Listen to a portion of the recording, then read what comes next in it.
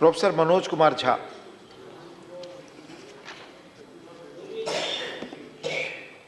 शुक्रिया सर, शुक्रिया उपसभापति महोदय। जया जी हैं यहाँ? Please please. नहीं, एक संदर्भ था इसलिए आप ही से कह रहा हूँ सर कि एक फिल्म थी कभी कभी, उसमें एक शाहिर की बड़ी अच्छी लाइन थी, कभी कभी मेरे दिल में एक ख्याल आता है। तो बाकी जो आगे है वो नहीं कहूँगा क्योंकि संदर्भ दूसरा है, लेकिन कभी कभी मेरे एक दिल में एक ख्याल आता है कि राजनीतिक जिंदगी में अगर हमारी महामहिम राष्ट्रपति खुद से अपना स्पीच लिखने लगे, अभिभाषण, तो शायद ये स्तुति गान ना होता जो इतने पन्नों का मिला है। अब ये कब होगा सर? ये हमेशा से होता रहा होगा, लेकिन कई चीजें जो हमेशा से होती रही हैं वो अच्छी हो ये आवश्यक नहीं है। क्यों सर? क्योंकि जमीन की हकीकत और अभिभाषण के तथ्य मेल नहीं खाते हैं सर, और ये चिंता का विषय है। मसलन मैं शुरुआत करूं एक छोटी सी चीज से। पैरा 2 कहता है स्थिर सरकार। अरे समाज अस्थिर है तो स्थिर सरकार का क्या करें? उस ऑर्केस्ट्रा में जाकर के हम भी गाना गाएं?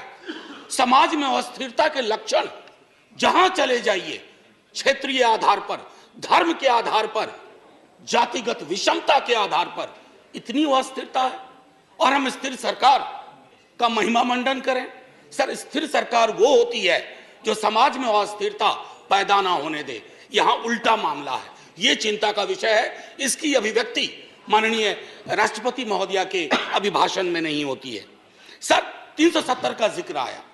370 के जिक्र को मैं, धन्यवाद सभापति महोदय, 370 के जिक्र को मैं थोड़ा चाहता हूं कि एक व्यापक कैनवास पे लें।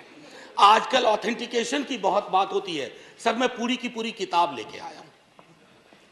कश्मीर आफ्टर 370 अनुराधा भसीन जी ने लिखी है, कश्मीर टाइम्स की एडिटर रही हैं।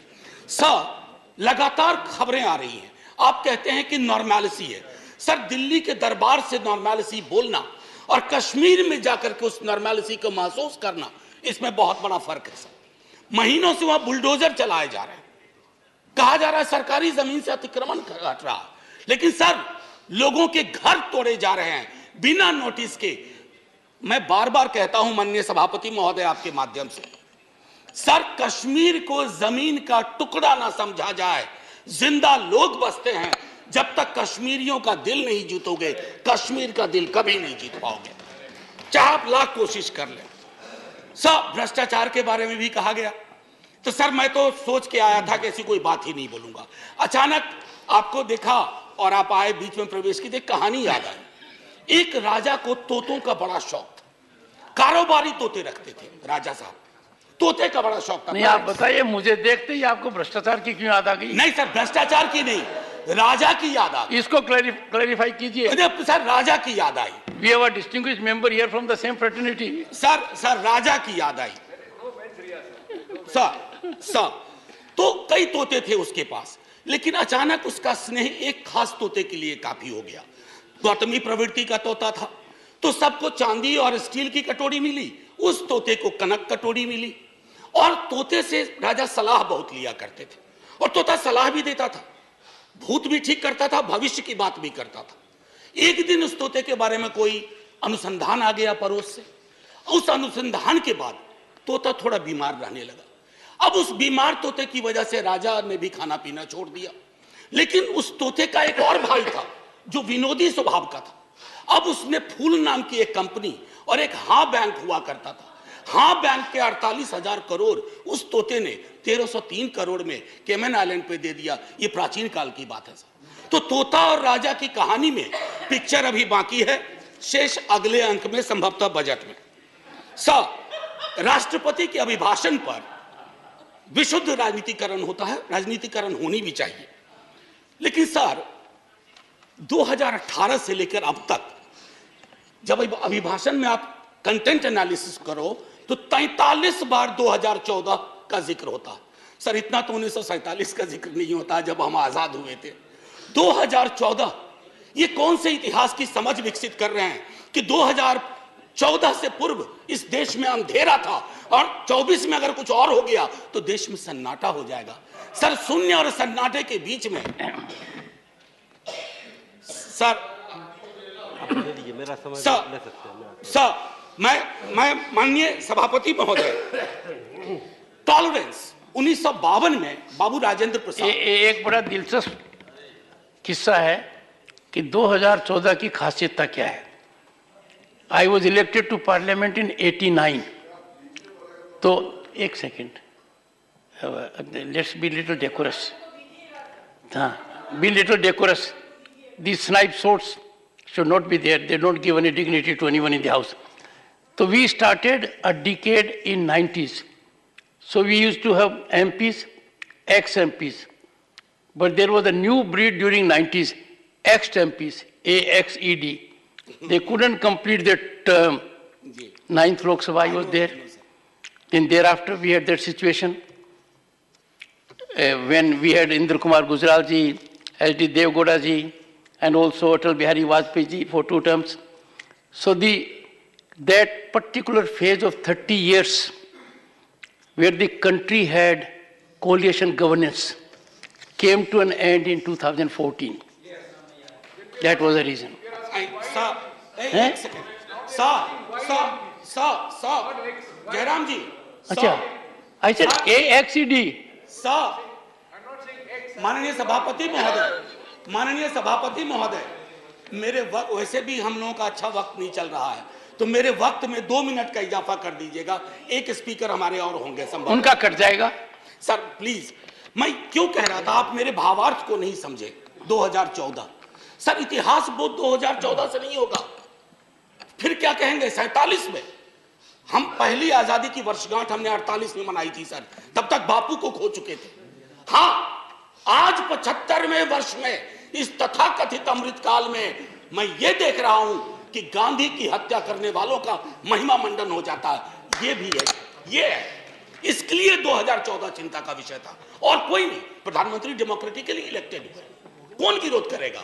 लेकिन डेमोक्रेसी में कई एनोमलीज आ रही हैं, विसंगतियां आ रही हैं, उनका जिक्र ना करूं तो पार्लियामेंट फिर किस बात की। सर, राजेंद्र बाबू तक टॉलरेंस की बड़ी बात हुई, उनसे लेकर के सहिष्णुता की बात हुई। अब सहिष्णुता शब्द गायब है अभिभाषण से। क्या नहीं चाहिए हमें सहिष्णुता? क्या हम नहीं देख रहे हैं कि हमारे समाज में कटीली दीवारें लगाई जा रही है कौमों के बीच में? बुलडोजर प्रतीक बनता जा रहा है उत्पीड़न का, माइनॉरिटी राइट्स के हनन का। ऐसे दौर में सर, ऐसे दौर में टॉलरेंस शब्द का बार बार उठान होना, बयान होना यह आवश्यक था। टॉलरेंस शब्द को दूर करके you are appearing basically as an intolerant government which is not in the grain of Indian democracy. Agniveer का जिक्र हुआ सर। अग्निवीर, कभी युवाओं से पूछिए कि पूरी जिंदगी जो तुम ये तैयारी कर रहे हो सिर्फ 4 वर्ष के लिए। सर हम सब, मैं नौकरी में हूं सर, मैं नौकरी में हूं, इसलिए सामाजिक सुरक्षा पेंशन की गारंटी है सर, गारंटी है। ये कौन सा निजाम कर रहे हैं सर इस देश में? मैं जिक्र नहीं करना चाहता हूं कि ये क्या है। ये तो लॉलीपॉप भी नहीं है, ये जहरीला फल है जो समाज में है। कभी उन युवाओं से पूछिएगा कि उनको ये 4 वर्ष वाले आइडिया का वो क्या सोचते हैं। सर, लगातार फॉरेन पॉलिसी पर भी मैं देख रहा हूं अभिभाषण चुप सा होता जा रहा है। फॉरेन पॉलिसी पर बात नहीं होती। सेना की सुप्रीम कमांडर है हमारी राष्ट्रपति जी। सेना के सुप्रीम कमांडर को क्या यह अंदेशा नहीं है कि चाइना के बॉर्डर पर हालात उचित नहीं है? मैं माननीय रक्षा मंत्री के बयानों को सुनता हूं तो चिंता होती है, लेकिन डिनायल है, डेलिबरेट डिनायल है सरकार की तरफ से। एक पड़ोसी के लिए तो लाल आंख निकाल देते हैं, दूसरे पड़ोसी के नाम पर आप चुप हो जाते हैं। Honorable member, security is a very sensitive subject, and you are a professor. We expect such a subject to be taken up very seriously, and let it not be usual discourse. Go ahead. Sir, I am a student of political science and history. In 1962, when India was at war with China, we had debated that in this parliament. Sir, national security, definition of national security is not the core prerogative of the ruling party. We are equally concerned और मैं तो कहूंगा कि तराजू उठा लो ना भाई, आविष्कार करवा लो किसके अंदर कितना पेट्रियोटिज्म है, पता चल जाएगा हकीकत क्या है और फसाना क्या है, अफसाना क्या है। ये मैं कहना चाहता था। लगातार बीते वर्षों में अगर मैं कहूं, फिलिस्तीन का जिक्र हुआ करता था। हमारे सारे प्रेसिडेंट वाजपेयी जी के टाइम तक फिलिस्तीन पे चुप हो गए। काहे को? क्या वजह है? क्या हम अपनी विदेश नीति में ये ताकत नहीं पैदा कर सकते कि oppressed community anywhere is are will shall have our concern? कितना बदल गए हम सर। मैं जानता हूं हिंदुस्तान के नजरिए से देखिए, लेकिन हिंदुस्तान की नजर मत बदलवाइए। जो 47 में नींव रखी थी गई थी, उस नींव को मत हिलाइए। उस नींव को हिला दीजिएगा तो पार्लियामेंट की बिल्डिंग भी ढा ढा के गिर जाएगी। ये चिंता का विषय है सर। जुडिशियरी, उसके बारे में भी जिक्र था। जुडिशियरी पर आजकल मैं देख रहा हूं 2 चम्मच सुबह 2 चम्मच शाम के हिसाब से बयान आते रहते हैं सरकार की ओर से। साहब हम सब जानते हैं कि जुडिशियरी में रिप्रेजेंटेशन होना चाहिए। हमारा दल राष्ट्रीय जनता दल और हमारे नेता लगातार कहते रहे कि वंचित समाज SC ST OBC का जब तक प्रतिनिधित्व नहीं होगा, न्यायपालिका और न्यायालय दूर रहेंगे हमसे। लेकिन सर मामला बेसिक स्ट्रक्चर पर आ गया और बयान ऐसे आ रहे हैं जिनको ना मौलिक की समझ ना संरचना की समझ। बेसिक स्ट्रक्चर पर मैं तो और किसी को नहीं कहूंगा, आप आडवाणी जी को देख लीजिए, उनको पढ़ लीजिए, पता चल जाएगा। माननीय प्रेसिडेंट साहिबा के बयान में जातिगत बहुत बातें हुई, SC ST OBC। सर पूरे देश में एक लहर चल रही है जातिगत जनगणना की। आपके भी लोग अब बोलने लगे हैं सत्ता पक्ष के। सर मैं 12वें मिनट पे खत्म कर दूंगा, हालांकि 2 मिनट आपको जोड़ना भी था सर, माफी के साथ। मैं सिर्फ ये कहना चाहूंगा सर कि जातिगत जनगणना के लिए सरकार, आपका कोई नुकसान नहीं होगा। मैं आपको यकीन दिलाता हूं, थोड़ा फायदा होगा। हकीकत देखिए कौन कहां खड़ा है, इसलिए बिहार में हम सर्वेक्षण करवा रहे हैं। प्रेरणा लीजिए ताकि जिनका हक, जो वंचित रहे हैं। अब ब्लास्ट फ्रॉम द पास्ट अक्सर आता है, नाम बदलो नाम बदलो। डेली पार्लियामेंट के बाहर कोई पूछता है आज वो फलाना का नाम बदल रहा है। मैंने कहा यार पीस मिल में क्यों करते हो, खुदरा खुदरा कर रहे हो, थोक में करो, थोक में करो। अभी मंत्रिमंडल का विस्तार शायद होगा, एक मंत्रिमंडल बनाओ, नाम बदलो मंत्रालय, एक साथ बैठ करके एक बार में हिसाब कर दो। अरे साहब नाम बदलने से इतिहास बदलता ना, तो नाम बदलने वाले खुद बदल गए, इतिहास नहीं बदला। हड़प्पा की सभ्यता से लेकर जो कुछ आज तक हुआ इस मुल्क में, वो हमारी धमनियों में है, किसी को कमतर मत दिखाइए। और रही बात मुगलों की, आपके अंदर तो एक बहुत बड़ा मुगल है, वो भी बिल्डिंग बनाने का शौकीन था, अभी बहुत शौकीन है।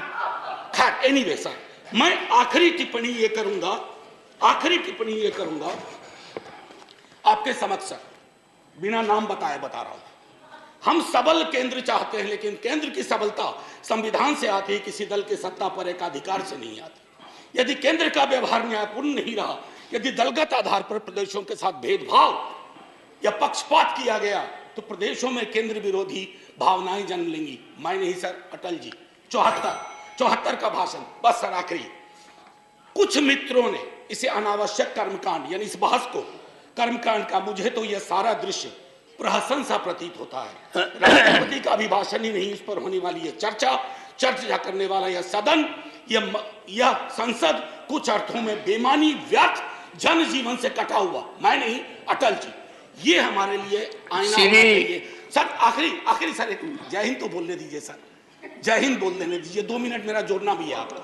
सर मैं सिर्फ ये कहूंगा, जय हिंद बोलने से पहले सर ये अवसर होते हैं, सदन में जितने लोग हैं मैं सबका शुक्रिया अदा करता हूं, लेकिन लोकतंत्र नहीं बचेगा ना सर, तो सिर्फ अगर तंत्र बच गया तो कुछ बचेगा नहीं। जय हिंद सर, शुक्रिया बहुत बहुत।